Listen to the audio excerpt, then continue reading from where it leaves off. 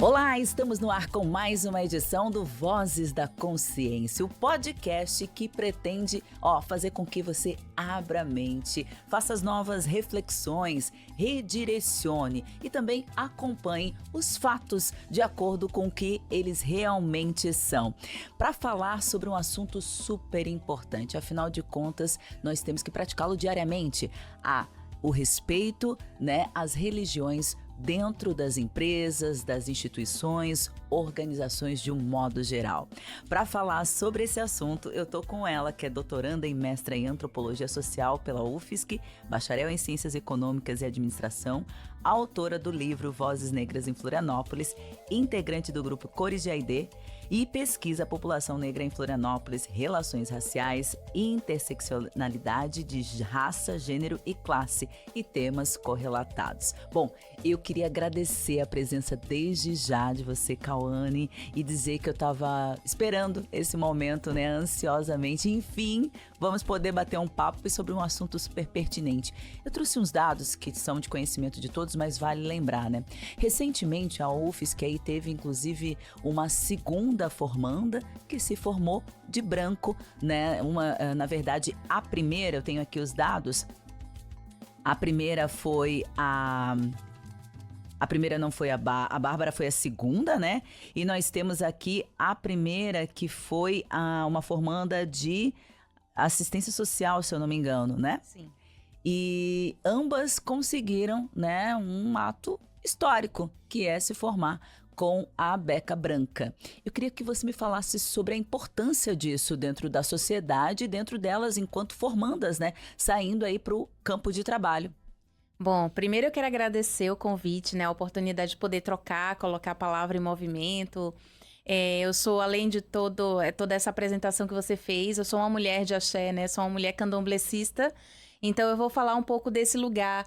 E esse episódio, essa importante iniciativa, esse olhar institucional da Universidade Federal para com mulheres que são de axé, mulheres que são de terreiro, ou que têm alguma profissão de fé diferente do hegemônico, é extremamente importante e transgressor, porque ele rompe com uma tradição institucional, acadêmica, que é o rito, da graduação, é o rito da formatura, e olha com muito cuidado para algumas interdições que essas pessoas passam num momento especialíssimo da nossa vida, que é esse processo de iniciação religiosa.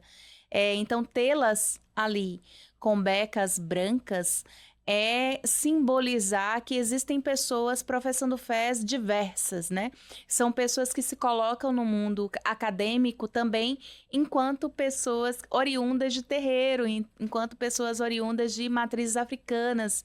E isso é extremamente revolucionário.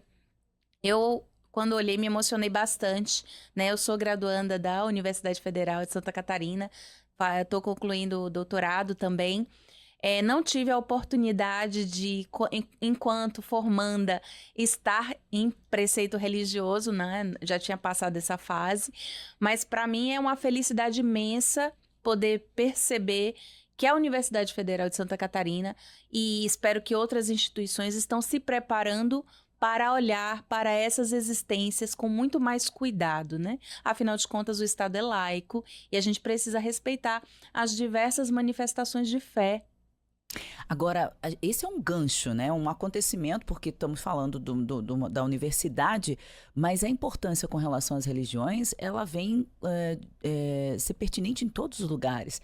No ambiente de trabalho, por exemplo, se houver uniforme, se tiver algum rito que faça parte da sua religião, existem inúmeras religiões que têm essa determinação de, por exemplo, não tomar algum tipo de bebida, de não prender o cabelo. Como é que qual seria o ideal dentro das instituições, já que a gente está num momento de movimentação ESG, num momento de inclusivo, num momento onde as empresas estão cada vez mais olhando para as diferenças, como é que deveria ser o comportamento? E você tem algum dado com relação a isso dentro das empresas? Bom, na realidade, assim, é necessário que o compliance das organizações, ele contemple de alguma forma, isso, né? Que as instituições, sobretudo as empresas, estejam em conformidade com as maneiras como esses colaboradores vão professar a sua fé ou vão manifestar a sua fé dentro das organizações, né?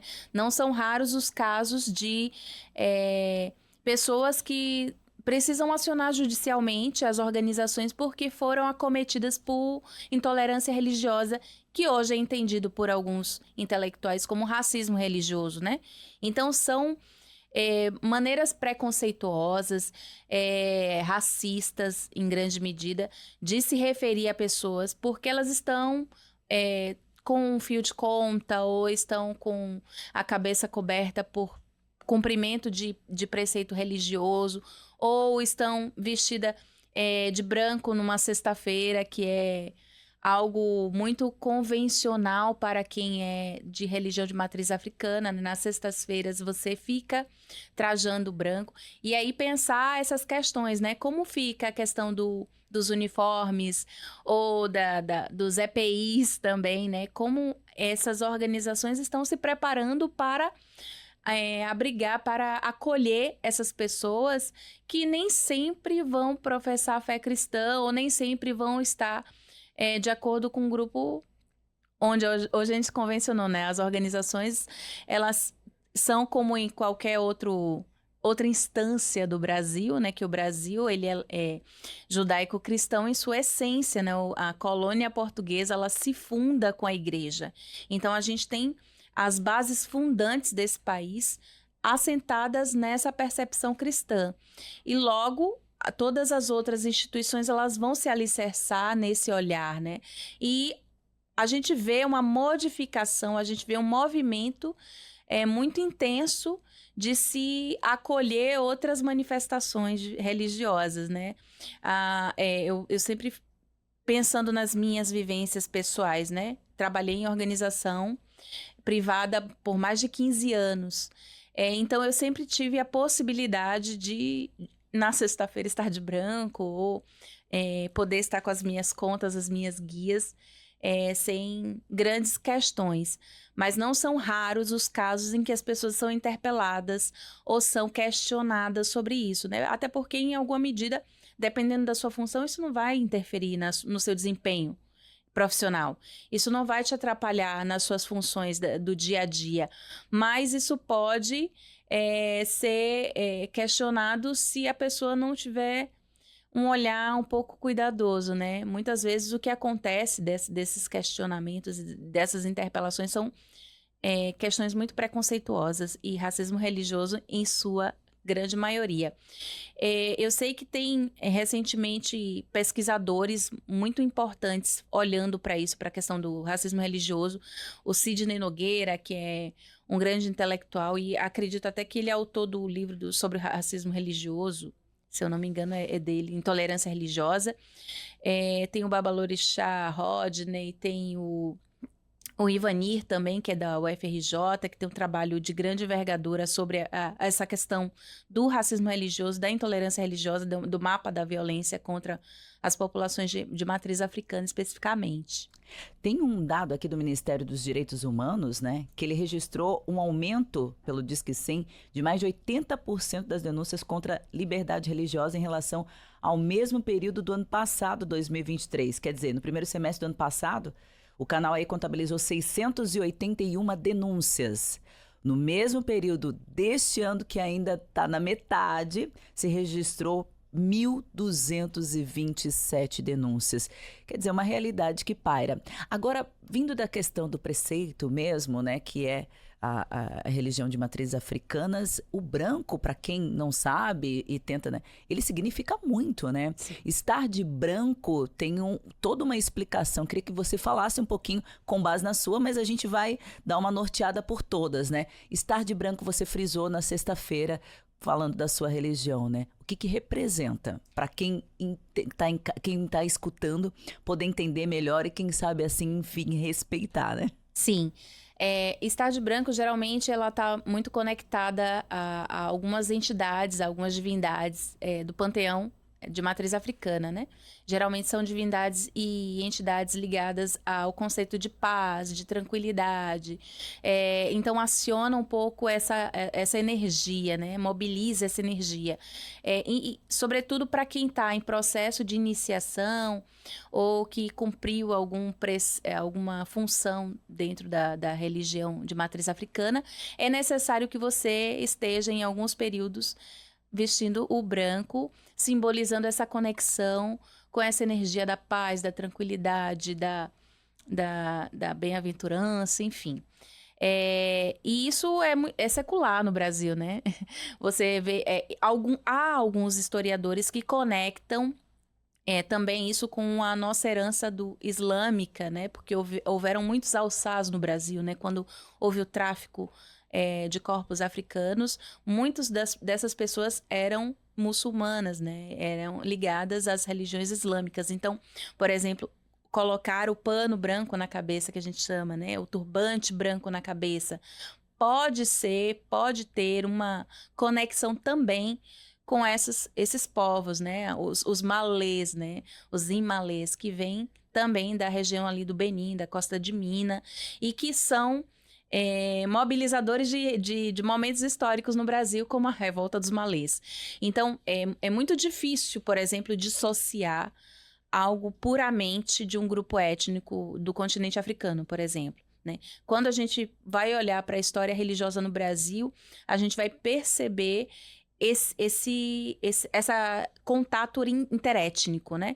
Então, alguns autores que pensam os terreiros vai olhar que as religiões de matriz africana, elas são esse contato interétnico entre os povos Bantu, entre os povos Yorubá, entre os Haussás. Então, esse território, ele vai fazer uma trama entre essas heranças, que são multiétnicas, mas que vai se manifestar com muita força no que a gente concebe hoje como candomblé no Brasil, né? Perfeito. Agora, falando sobre essas questões, né? Nós temos aí também aqui quais são as religiões que predominam aqui no sul do Brasil? Para a gente falar um pouquinho de alguns ritos, né, que devem ser respeitados dentro das instituições. Quais são as que predominam? A gente sabe da católica, né? A gente sabe das religiões de matrizes africanas, mas tem outras também, né? Nós temos aí outras que norteiam esse parecer e que a gente também precisa ter esse cuidado no compliance, é isso? Compliance. Que dentro das instituições. Com relação a dias, a questões como foram feitas na UFSC, né? Você vê que você falou ali de um momento muito importante. Para aquelas meninas, elas estavam de preceito, é isso, nesse período? E uma festividade como essa, ela tem que estar, no caso, a roupa branca, ela neutraliza, seria isso?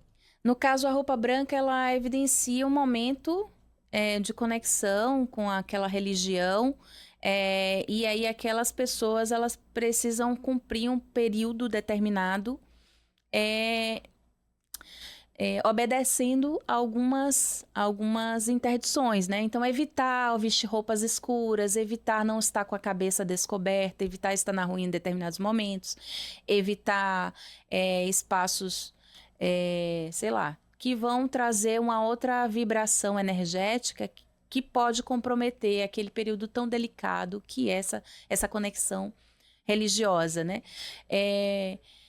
Quando a gente olha, por exemplo, para a religião católica, que é um pouco mais convencional e que a gente tem um pouco mais de contato, quando a gente vai se batizar na igreja católica, a gente veste branco também, né?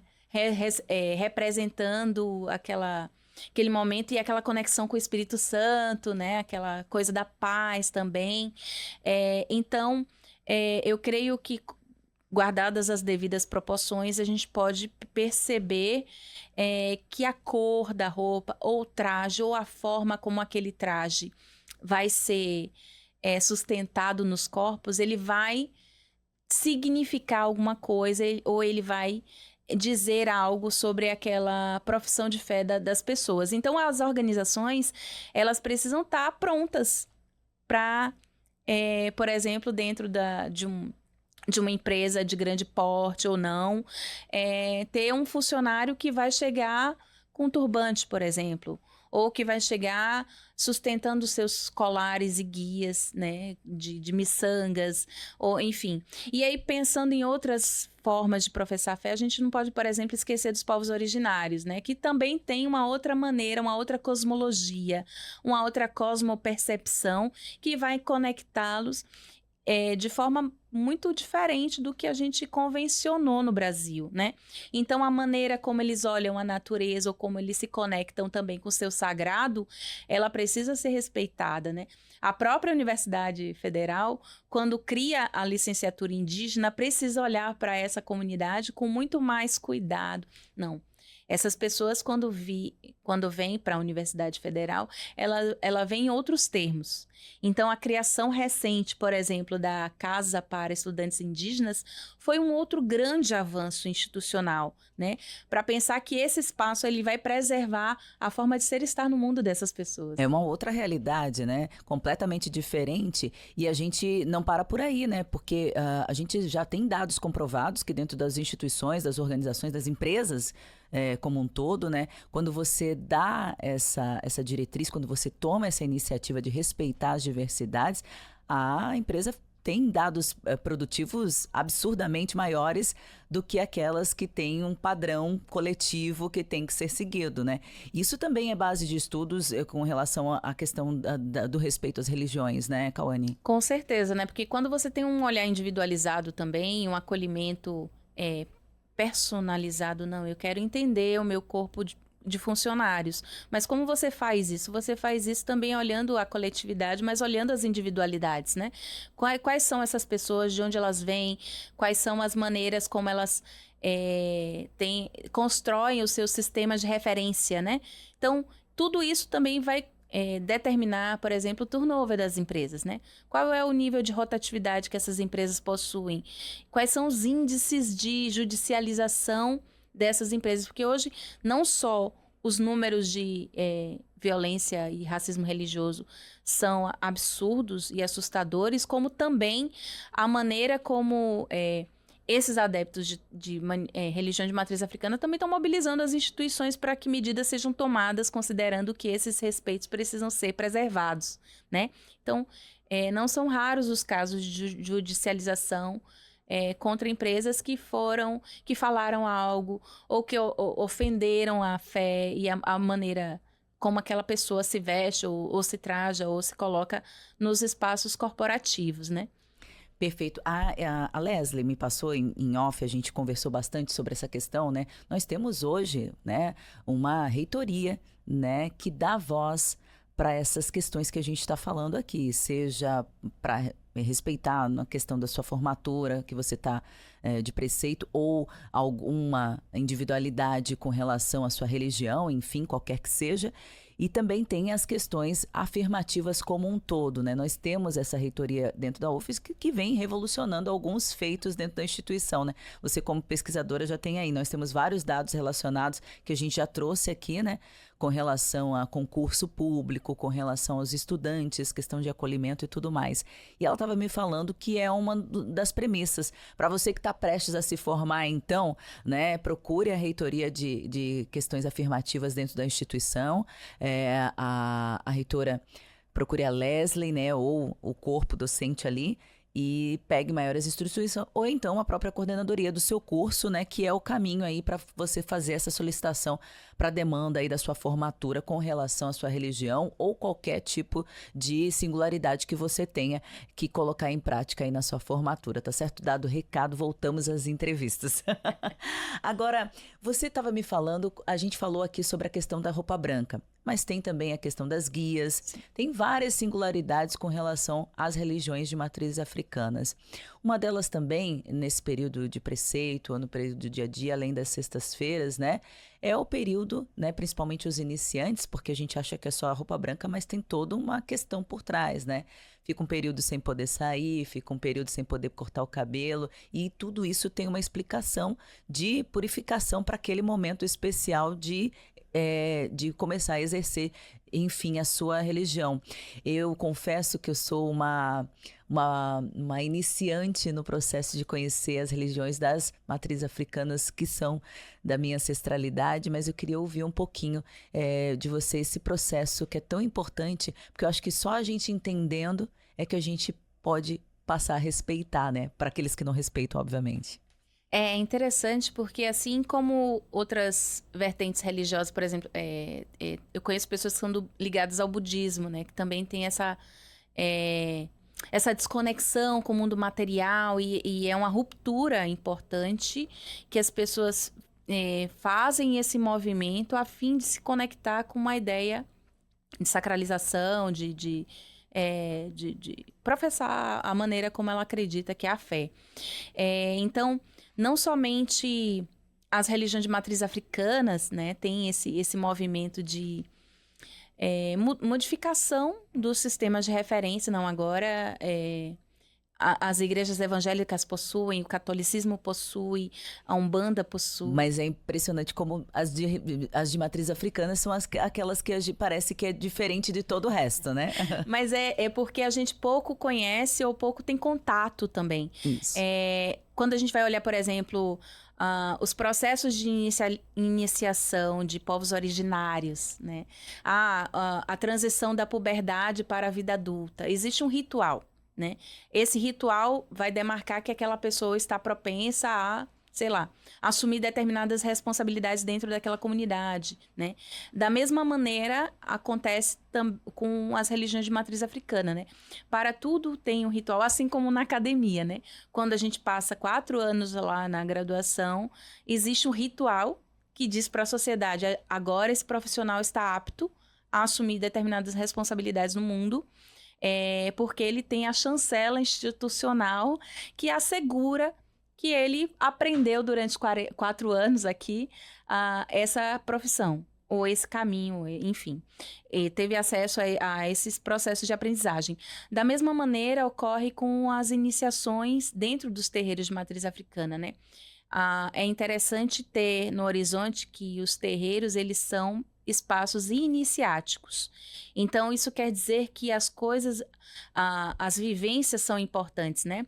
À medida que você vai experienciando dentro daquele espaço, você vai tendo contato com algumas informações que não são tão disponíveis, né? Elas são respeitado o que a gente chama de senioridade, né?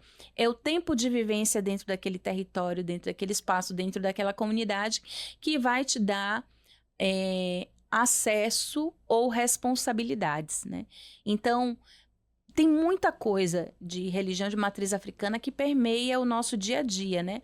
No Réveillon, a gente vai lá nas ondinhas, joga, né, as flores para o mar, pula as ondas, conversa com o oceano. Isso é uma herança ancestral das religiões de matriz africana, né? Agora estamos em setembro, né? Setembro aqui no sul não é tão latente, mas no Nordeste é muito forte a festa de Cosme e Damião, que é a festa que a gente sai às ruas para oferecer doces, caruru, brincar com as crianças, enfim. Então isso também é uma herança que extrapola os muros do terreiro, né? Que vai para além da convivência dos adeptos, atinge a sociedade. Outro exemplo muito contundente, que agora eu já vejo com um pouco mais de força, é a venda dos acarajés. Né? Sim. Uma comida que é uma comida votiva. Né? Mas eu gosto de acarajé, mas eu não sou de terreiro. Não tem problema. Não quer dizer que aquela comida seja menos votiva. Aquela comida segue sendo uma comida votiva, tanto é que é patrimônio tombado, né? Ela tem que ter o seu modo de preparo preservado por quem o faz. Não quer dizer que quem faz ou vende ou comercializa acarajé precisa ser necessariamente conectada a um terreiro. Não mais. Mas quer dizer que o modo de preparo ele precisa ser respeitado porque ele tem uma fundamentação importante para aqueles adeptos, né? Então também é um exemplo de algo que extrapola os muros do convívio religioso e vai para além daquele território, atingindo uma sociedade, né? Porque faz parte do fundamento todo mundo comer junto, né? A ideia de fartura, de partilha, de comunhão, faz parte dessa comunidade.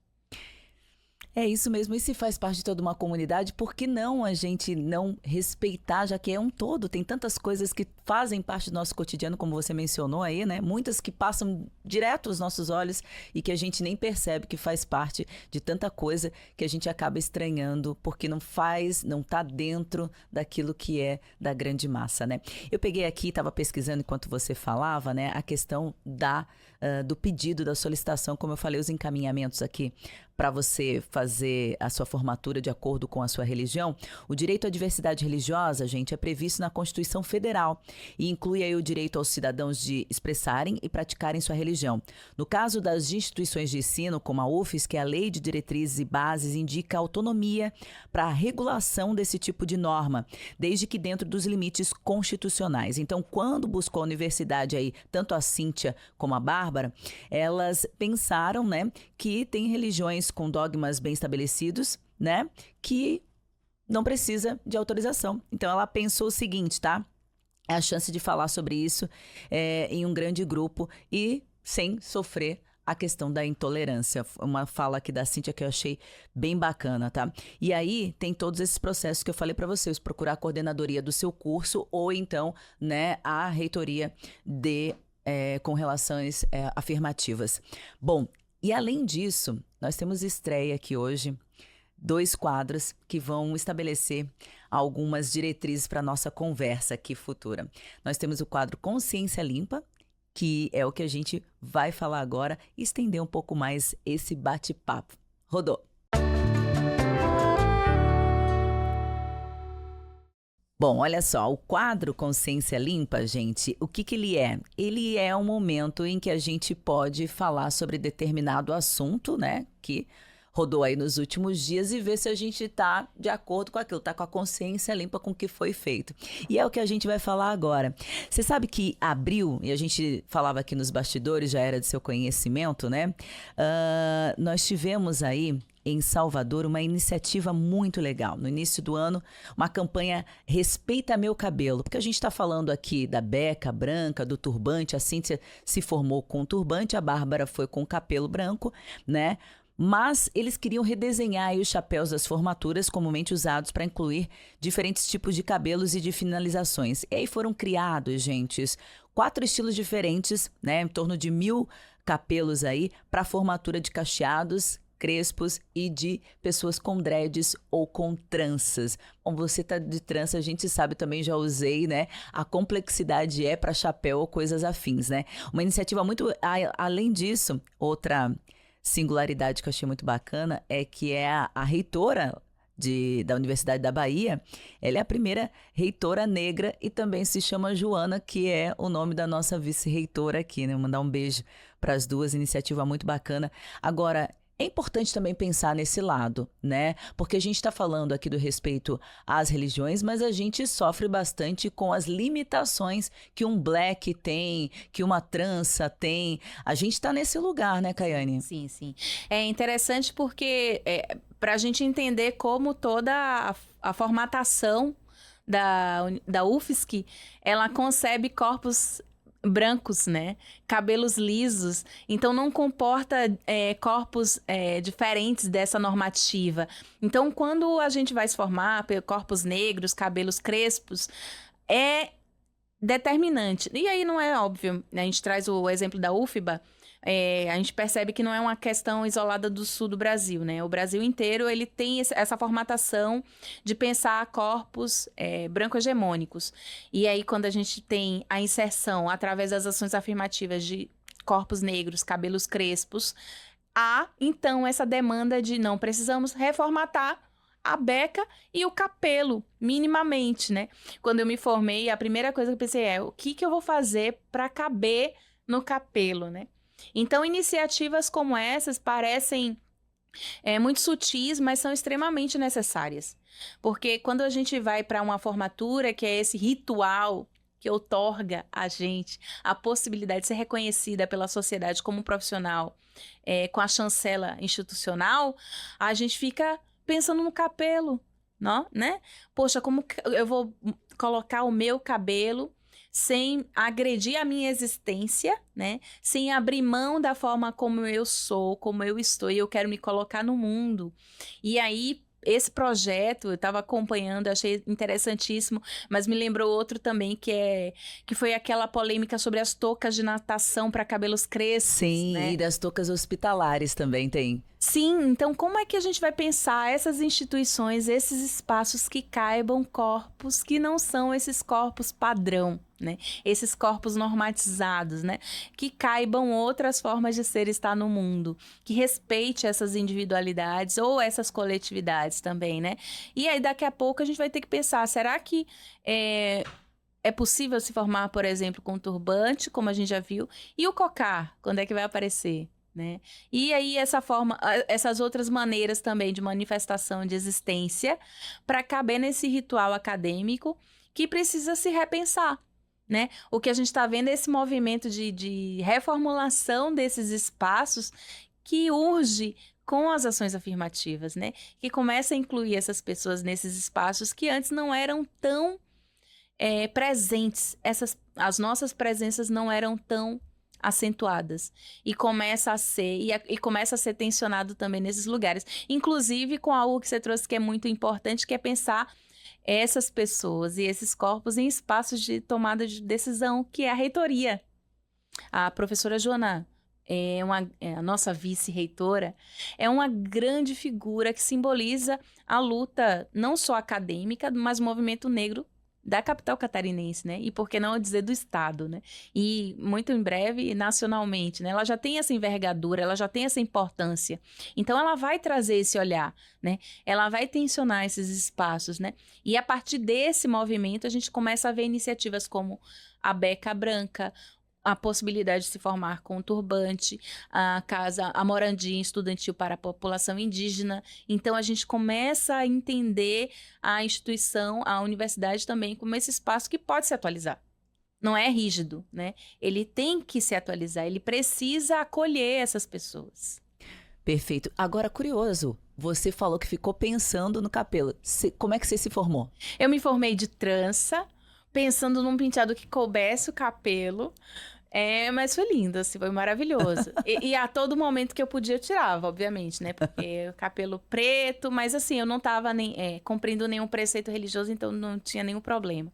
No meu caso, eu me formei com o cabelo alisado, pensando no cabelo. Não cabia e eu tava com o meu cabelo, acho que até no comprimento que ele tá hoje, e eu me lembro disso, vou ter que alisar. E pra mim foi uma coisa determinante, porque eu não queria que aquele momento fosse estragado, porque o cabelo caiu na hora de colocar, enfim. Então eu me lembro disso. Você falou, veio automático na minha mente. Agora, com relação a essa movimentação, eu, por exemplo, não fiz natação, mas eu imagino a dificuldade que deve ser para quem tem trança e tal, e quer fazer natação, né? Que bom que a gente já tem iniciativas afirmativas nesse sentido, mas se eu não me engano, só tem uma marca que possui toucas para cabelos blacks trançados ou com dreads. E com relação às toucas hospitalares, também vi que durante a pandemia foi uma iniciativa de dentro da pandemia, se não me engano, e que trouxe aí a possibilidade. Eu, por exemplo, touca hospitalar não cabe no meu cabelo. E eu não tenho um black muito, né? Meu cabelo não é comprido e tal, mas não cabe. E é uma dificuldade que ninguém olha, né? Mas se você tiver que entrar no lugar onde precisa dessa esterilização, você precisa de uma touca hospitalar. E aí? E aí como é que fica, né? Você é impedido de entrar, né? Sim. Então, eu lembro muito de colocar duas, uma na frente e uma atrás, ficar uma coisa enjambrada, assim. Minha mãe esteve no hospital por muitas vezes e eu lembro de fazer essa movimentação. E olha só, e a gente não para pensar nessa questão, né? Temos estreia de outro quadro, esse quadro todo produzido por Bia Rode, nossa jornalista aqui do online, uma referência para mim, sou muito fã dela. E jovem, estudante, né, dando injeção de ânimo aí pro nosso quadro Pega a Visão.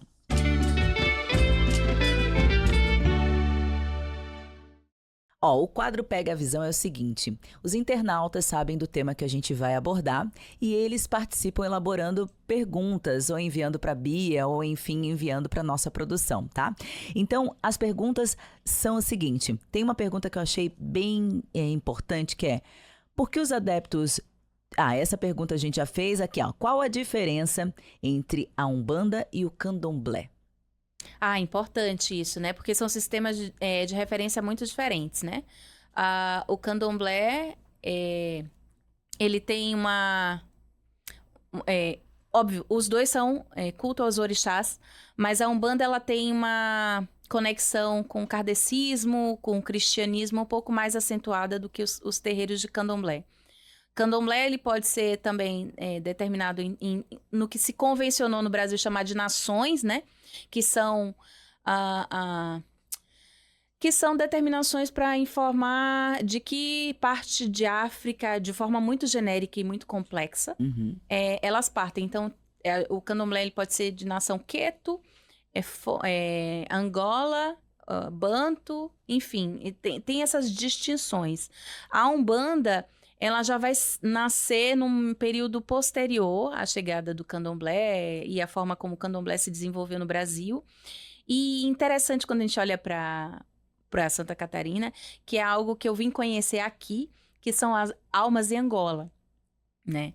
É interessante, quando eu vim para Florianópolis em 2008, e eu já tinha vivência em terreiros de candomblé, eu falei assim, vou conhecer os terreiros aqui, imaginando que eu identificaria todos os sistemas de referência, né? Que são os trajes, as contas, a maneira ritualística como os adeptos se movimentam, enfim. Imaginando, vou dominar de letra. Cheguei nos terreiros de Umbanda e eu não sabia nada. Eu não identificava nada. Eu fiz, nossa, diferente? Muito. As cores das contas, a forma como se movimenta, a maneira como se faz os encantamentos. São outros sistemas. Eu fiz assim, realmente, a Umbanda é um outro universo. Eu me arrisco até a pensar assim, é como se a gente pensasse, o cristianismo é tudo igual. Não é. Não é. Catolicismo é uma coisa, os evangélicos são outras. E dentro dos evangélicos existem outras ramificações. Enormes. Então, é pensar justamente isso. No que a gente se unifica? É na questão das entidades, né? Dos orixás, os inquices e voduns, né? Para o candomblé. E como essas religiões, essas manifestações de fé vão ser... também interpeladas de forma muito racista por conta dessa ancestralidade que tem uma conexão com as matrizes africanas. Então, penso eu que tem mais uma conotação política, uma força política. A gente precisa se pensar enquanto unidade politicamente para se organizar, pensar políticas públicas, pensar como a gente vai, por exemplo, disputar o campo educacional para pensar outras filosofias de vida. Por exemplo, a gente domina bem a filosofia grega, né? A gente conhece todas as entidades do panteão grego, mas a gente desconhece completamente o panteão africano dentro das instituições formais de ensino. E aí eu não estou falando de doutrinação, estou falando de conhecimento, de sistema de referência enquanto conhecimento mesmo, enquanto herança para a gente se pensar como sociedade, né? Então, eu sempre falo, eu tenho muitos amigos que são de Umbanda, né? Pessoas incríveis. Sim. E aí eu falo, cara, é um outro universo de terreiro, assim, uma outra forma de se colocar no mundo. Então, é bom a gente ter essa cautela. Umbanda e Candomblé são religiões de matriz africanas, mas são sistemas de referências completamente diferentes. Tem outra pergunta que eu achei bem interessante aqui, que a gente falou das instituições, das empresas, né, procurar o compliance do setor e tudo mais, e para falar um pouco sobre isso, né. Agora, funcionários públicos, né, eles podem manifestar fé no ambiente de trabalho? Qual é a atitude, já que, de um modo geral, a gente é considerado laico, enfim, né, um Estado, enfim. Então, o indivíduo, ele pode manifestar sua fé. Agora, a instituição, eu acho que é aí que a gente precisa olhar com um pouco mais de cuidado, né? Mas a gente, óbvio, que sabe que tem instituições públicas que ostentam lá as suas manifestações de fé publicamente, né? Tem os crucifixos, tem as bíblias presentes. Então, isso também demarca uma especificidade religiosa, né? Demarca um território religioso, né? Então, todas as vezes, por exemplo, que a gente vai falar, vamos fazer um culto ecumênico, a gente reza o Pai Nosso, né? Sim. Então, a gente não puxa um cântico de povos originários ou a gente não faz um encantamento de um terreiro. Muito raramente isso acontece. Então, a gente tem uma dificuldade desse desvínculo e aí é muito também conectado com a forma fundante desse país, né, que vai se assentar na colônia portuguesa, que era católica, que tem a igreja como braço forte da constituição desse lugar. Então, esses espaços públicos, eles precisam, pensando agora constitucionalmente, reformular suas maneiras de se construir, assim, não, se aqui é um lugar laico, logo, isso deve ser repensado, esse olhar deve ser criticado, assim, a gente deve olhar com um pouco mais de cuidado. Agora, isso não desabona que as pessoas manifestem a sua forma religiosa, né? O que fazer se for vítima de intolerância religiosa? É um BO, não? Tradicional. Sim, denunciar, obviamente. A gente tem até também, você falou da Constituição, mas a gente tem o Estatuto da Igualdade Racial, né? Também, que está lá preconizando a liberdade de fé. A gente tem, agora, tem surgido bastante os canais de denúncia de racismo, que de forma muito oportuna. Então, a gente deve também estar conectado e acionando esses canais para poder fazer essas denúncias, né? A gente percebe que existe racismo religioso, mas que as pessoas mais acometidas por esse racismo religioso são oriundas de terreiro. Tá dado o recado, a gente tem assunto para muito podcast, mas o nosso tempo está encerrado. E com essas informações e orientações, a gente pretende aí que você comece a olhar um pouquinho diferente, se é que você tem uma visão diferente sobre o assunto. Abra a mente, pense, foque nos fundamentos e nos dados que a gente vem trazendo aqui. Afinal de contas, se a gente quer um futuro mais justo e igualitário, nós temos que fazer a nossa parte. Agradecer, então, a equipe de produção, Iago Carvalho, a Bia Rode, que estão sempre aqui participando. A Bia agora comandando, trazendo as informações, notícias e perguntas dos internautas. Também temos a participação da Julinha. E aí na mesa de áudio, fazendo os cortes, o André Celeste. Muito obrigado mais uma vez por essa edição e a gente volta na próxima com muito mais assunto pra gente, abrir a mente. Até mais!